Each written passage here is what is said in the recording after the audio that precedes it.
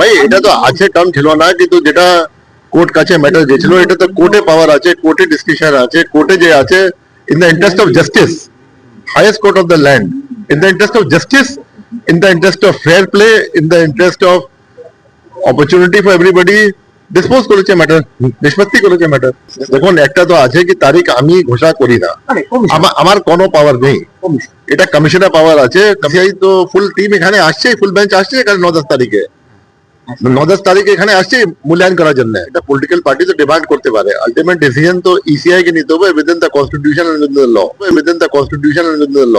দর্শক বন্ধুরা, রাজনৈতিক দলগুলো নাকি রাষ্ট্রপতি শাসন চাইছে, আর যেহেতু রাষ্ট্রপতি শাসনের সিদ্ধান্ত নিতে পারে একমাত্র মুখ্য নির্বাচন কমিশনার অর্থাৎ ওই জ্ঞানী জ্ঞানেশ কুমার, তাই আগামী 10 তারিখে নাকি তিনি তার ফুল বেঞ্চ নিয়ে পরিস্থিতি পর্যালোচনা করতে পশ্চিমবাংলায় আসছে, অর্থাৎ কলকাতায় আসছে। বলি মশাই, এত ভনিতা বা ঘুরিয়ে বলার দরকার কি আছে? সোজাসুজি বলুন না, ভারতীয় জনতা পার্টি রাষ্ট্রপতি শাসন চাইছে, আর সেই রাষ্ট্রপতি শাসন কার্যকর করতে জ্ঞানী জ্ঞানেশ কুমার 10 তারিখে কলকাতায় আসছে। ব্যাস মিটে গেল। কারণ এই বাংলার বাঙালি ইউপি বিহারি নয় যে আপনি জল গুলিয়ে দেবেন আর সেই জল বাংলার বাঙালি খাবে। এই পশ্চিমবাংলার বাঙালি স্বাধীনতার আগের থেকে রাজনৈতিক সচেতন, আর পশ্চিমবাংলায় যে নির্বাচন পিছাবে এবং নির্বাচন পিছালে যে আপনারা বর্তমান সরকারের হাতে ক্ষমতা দেবেন না, রাষ্ট্রপতি শাসন জারি করবে, তা বাংলার বাঙালি তখন স্পষ্ট পরিষ্কার হয়ে গিয়েছিল যখন এই পশ্চিম বাংলার বিজেপি সমস্ত রাজনৈতিক দল একটাও বৈধ ভোটার নির্বাচনী তালিকার বাইরে থাকতে ভোট নয় দাবি নিয়ে মাঠে নেমেছে। আর যে কারণে ভারতীয় জনতা পার্টি তড়িঘড়ি শ্লীলতাহানিতে অভিযুক্ত তুলনামূলক বর্তমানে মমতাতে সফট সিবি আনন্দ বোসকে রাতারাতি সরিয়ে সেখানে RN রবিকে পাঠিয়েছে। বিধানসভা ভোটের আগে নতুন মোড়। বৃহস্পতিবার সন্ধে আচমকা রাজ্যপাল পদে ইস্তফা দিলেন সিভি আনন্দ বোস। দিল্লি গিয়ে পেশ করলেন ইস্তফাপত্র। তার জায়গায় আপাতত অস্থায়ীভাবে পশ্চিমবঙ্গের রাজ্যপালের দায়িত্ব নিচ্ছেন RN রবি। বিধানসভা ভোটের আগে আচমকা সিভি আনন্দ বোসের পদত্যাগ তোলপাড় ফেলে দিয়েছে রাজনীতিতে। প্রশ্ন উঠছে, আচমকা কেন এই পদত্যাগ? কিছু কারণ আছে, হয়তো জেনে বলবো। নাকা ষষ্ঠীর হাসিটা দেখলেন তো? যেন কিচ্ছুটি জানে না, ভাজা মাছটি উল্টে খেতে জানে না। লক্ষ লক্ষ ভোটারকে ভোটার তালিকার বাইরে রেখে নির্বাচন করলে বাংলায় ভারতীয় জনতা পার্টি ক্ষমতায় চলে আসবে, বা তৃণমূল কংগ্রেস যে সমস্ত আসনগুলোতে জয়লাভ করেছে সেই সমস্ত আসনগুলোতে জয়ের মার্জিনের তুলনায় অতিরিক্ত বা অধিক ভোটার বাদ দিতে পারলেই কেল্লা ফাতে হবে এই বাংলাতে। চাঁদু এই তত্ত্বের একমাত্র আবিষ্কর্তা ও প্রবক্তা যে আপনি, তাই এই বাংলার বাঙালি আপনার ওই ভবানীপুর লম্পঝম্প দেখে অনেক আগেই বুঝে গিয়েছে। কিন্তু মাধ্যমিকে 3rd ডিভিশন পাওয়া চাঁদ রতন আপনি মনে হয় এখনো পর্যন্ত ঠাওর করে উঠতে পারছেন না। আপনাদের কথায় কেবলমাত্র ভোটার তালিকা থেকে তৃণমূলী মুসলমানদের নাম কাটতে গিয়ে আপনার খুরশাসন নির্বাচন কমিশন শুধুমাত্র আপনাদের হাতের পাঁচ মতুয়া ভোট ব্যাংক কাটেনি, বাংলার সনাতনী হিন্দু ভোট ব্যাংকও চিচিং ফাঁক করে দিয়েছে। আমি রামকৃষ্ণ সারদা মিশন থেকে এসেছি। আজকে 14 বছর হলো আমি মিনাখাতে রামকৃষ্ণ সারদা মিশনের প্রেসিডেন্ট হিসাবে আছি। তা সত্ত্বেও আমার নামটা ক্যান্সেল করা হয়েছে। আমি বেলুড় মঠের 10ম প্রেসিডেন্ট স্বামী বীরেশ্বরানন্দ, যাকে আমরা প্রভু মহারাজ বলি, তারই মন্ত্র শিষ্য। এই জন্য আজকের আমি এখানে দিদির কাছে এলাম যে এরকম যদি হতে থাকে তাহলে তো দেশের অবস্থা খুব খারাপ জায়গায় যাবে। আজকের এই ধর্ণা মঞ্চে সকলেরই একটা চিন্তা ভাবনা নেওয়া উচিত, কারণ সত্যমেব জয়তে নানৃতম, সত্যের জয় চিরকাল, যাতে সত্যের জয় হয় আর এই SIR যাতে উঠে যায় তার জন্য আমি ঠাকুরমা স্বামীজির কাছে প্রার্থনা জানাই। 2002 সালেও নাম ছিল বলছে। মোদি হ্যায় তো মুমকিন হ্যায়। তা বলি ভক্তকুল এবার একটু বলবে নাকি হিন্দু হিন্দু ভাই ভাই? ভাবতে পারেন রামকৃষ্ণ মিশনের সন্ন্যাসীকেও ছাড় দেয়নি। অমর্ত্য সেন, নেতাজি সুভাষচন্দ্র বসুর পরিবার নাই বা ছেড়ে দিলাম, তারা তাদের চোখে বিষ, কিন্তু এই সন্ন্যাসী যার নাম রয়েছে 2002 ম্যাপিং তালিকায় এবং হিয়ারিংয়ে ডাকার পর সমস্ত ডকুমেন্ট জমা করেছে সশরীরে গিয়ে, তারপরেও তাকে ডিলিট করে দিয়েছে, তার নামটা ডিলিট করে দিয়েছে। আবার এরা বলে হিন্দু হিন্দু ভাই ভাই। যে সন্ন্যাসীদেরকে সামনে রেখে তারা রাজনীতি করে, যে সন্ন্যাসীদেরকে সামনে দেখিয়ে তারা হিন্দু হিন্দু হিন্দুস্তান স্লোগান দিয়ে এখনো পর্যন্ত রাজনীতিতে টিকে আছে, সেই সন্ন্যাসীদের পর্যন্ত নাম কেটে দিচ্ছে, ডিলিট করে দিচ্ছে। আর এরা আবার গলাবাজি করে বলছে আগামী 2026 বিধানসভা নির্বাচনে নাকি এই পশ্চিমবাংলার জনগণ তাদেরকে নবান্নের 14 তলায় বসানোর জন্য, অর্থাৎ ক্ষমতায় আনার জন্য মুখিয়ে রয়েছে। আমাদের এই যে 350 ভোট কাটা গেছে সবই মালায়ন মানে কি? মালায়ন মানে আমরা মালাধারী, আমরা হিন্দু, আমরা ধর্মের কারণে আমরা এই দেশে আইছি অনেক লাঞ্ছিত হয়ে, কিন্তু আজকে অনেক কষ্ট করে ভোট করেছিলাম, সেই ভোটগুলো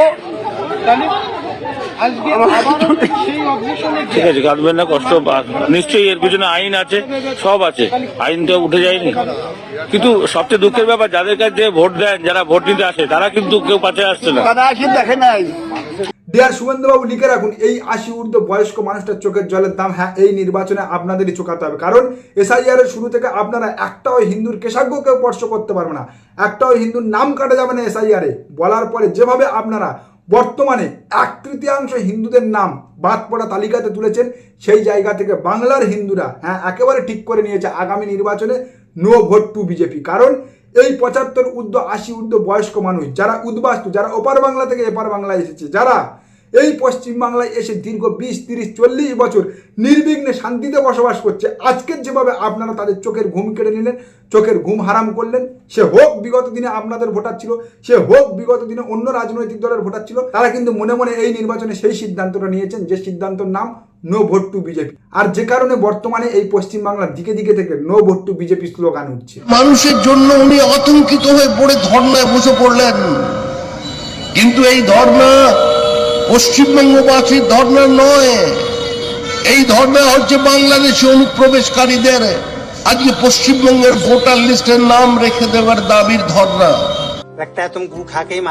সত্যি তো শ্রমিকবাবু, যে বাংলাদেশি হিন্দুদের আপনারা নাগরিকত্বের লোভ দেখিয়ে সিএতে ফর্ম ফিল আপ করিয়ে নির্বাচন কমিশনকে দিয়ে ভোটার তালিকাতে নাম কেটে দিয়েছেন, সেই বাঙালিকে এই বাংলায় রাখার জন্য এই ধর্না। সত্যি তো শ্রমিকবাবু, যে 80 ঊর্ধ্ব বৃদ্ধ আবার ছিন্নমূল হওয়ার আতঙ্কে আজকে চোখের জল ফেলছে, সেই মালাধারী মতুয়া হিন্দুকে এই বাংলায় রাখার জন্য, এই বাংলার নাগরিক করে রাখার জন্য আজকের মমতা ব্যানার্জির এই ধর্না। যে বাঙালিদের নাম কেটে আপনারা এই পশ্চিম বাংলার ভোটার তালিকায় ইউপি বিহারিদের ভরতে চাইছেন, ঢোকাতে চাইছেন, সেই বাংলার ভূমিপুত্রকে রক্ষা করার জন্য, যাতে তার পিঠে আপনাদের স্বরাষ্ট্র মন্ত্রক বাংলাদেশি তকমা বা স্ট্যাম্প মেরে না দিতে পারে, তার জন্য মমতা বন্দ্যোপাধ্যায়ের এই ধর্না।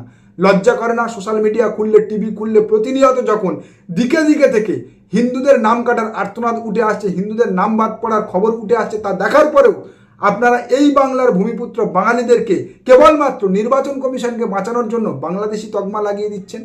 যে কমিশন এখনো পর্যন্ত তাদের বাদ পড়া তালিকায় একটাও অনুপ্রবেশকারী রোহিঙ্গা বাংলাদেশি মুসলমান দেখাতে পারেনি, একটাও বাংলাদেশি অনুপ্রবেশকারী দেখাতে পারেনি।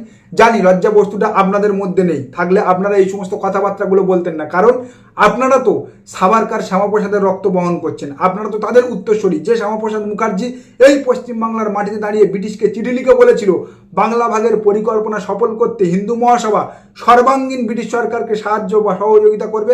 যে সাভারকার তৎকালীন বিপ্লবীদের ধরিয়ে দেওয়ার জন্য ব্রিটিশের কাছে মুচলেখা দিয়ে কালাপানি জেল থেকে মুক্তি নিয়েছিল এবং পরবর্তীতে ব্রিটিশের মাসোয়ারা নিয়ে ব্রিটিশের দালালি করত, আপনাদের শরীরে তো তাদের রক্ত বইছে, আপনারা তো তাদের উত্তরাধিকারী। সুতরাং আপনাদের কাছে লজ্জা বস্তুটা না বাংলার মানুষ, ভারতবর্ষের মানুষ আশা করে না। কিন্তু বাকি বাঙালি যারা এই বাংলাতে রয়েছে, মেরুদণ্ডটা এখনো পর্যন্ত সোজা করে, জানেন তারা কার রক্ত বহন করছে, কার লিগেসি বহন করছে? হ্যাঁ, সেই ব্যক্তির রক্ত, সেই ব্যক্তির লিগেসি বহন করছে যে ব্যক্তি বলেছিল ত্রিশূল হাতে গেরুয়া বসনধারীদের রাজনৈতিক স্লোগান দিতে দেখলে কবির ভাষায় মেলাবে সে মেলাবে নয়, কেলাবে শুধু কেলাবে। সুভাষচন্দ্র বোস ছিলেন সাভারকারের সবচেয়ে বড় বিরোধী, হিন্দু মহাসভার সবচেয়ে বড় বিরোধী।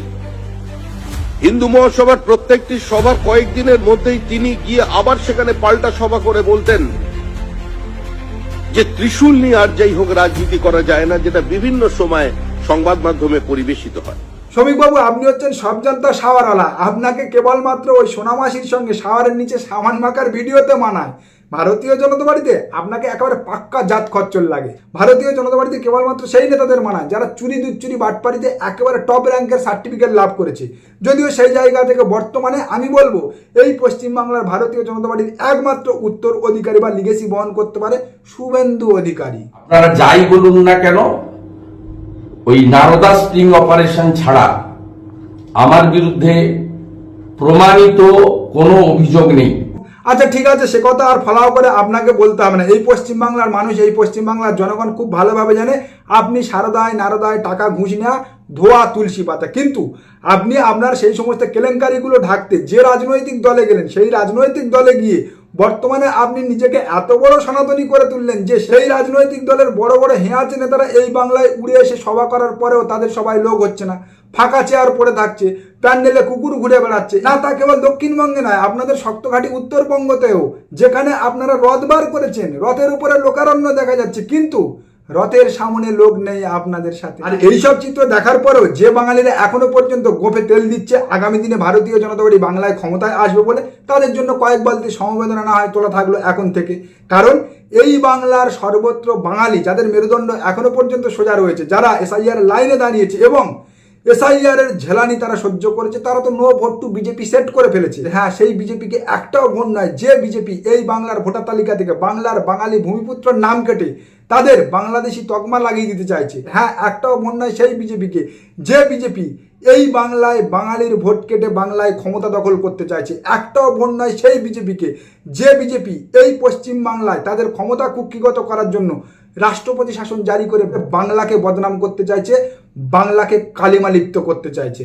নমস্কার, আজকের প্রতিবেদন এখানে শেষ করলাম। দেখা হচ্ছে আগামী কোনো প্রতিবেদনে।